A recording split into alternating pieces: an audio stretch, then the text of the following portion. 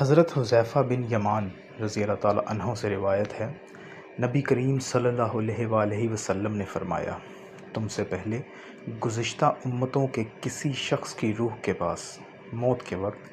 فرشتہ آیا اور پوچھا کہ تو نے کچھ اچھے کام بھی کیے ہیں؟ روح نے جواب دیا کہ میں نے اپنے نوکروں سے کہا کرتا تھا کہ وہ مالدار لوگوں کو جو ان کے مقروض ہوں مہلت دے دیا کریں اور ان پر سختی نہ کریں اور محتاجوں کو معاف کر دیا کریں۔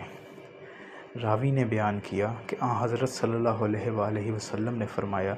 پھر فرشتوں نے بھی اس سے درگزر کیا اور سختی نہیں کی۔ اور ابو مالک نے ربعی سے اپنی روایت میں یہ الفاظ بیان کیے ہیں، کھاتے کماتے کے ساتھ اپنا حق لیتے وقت نرم معاملہ کرتا تھا اور تنگ حال مقروض کو مہلت دیتا تھا۔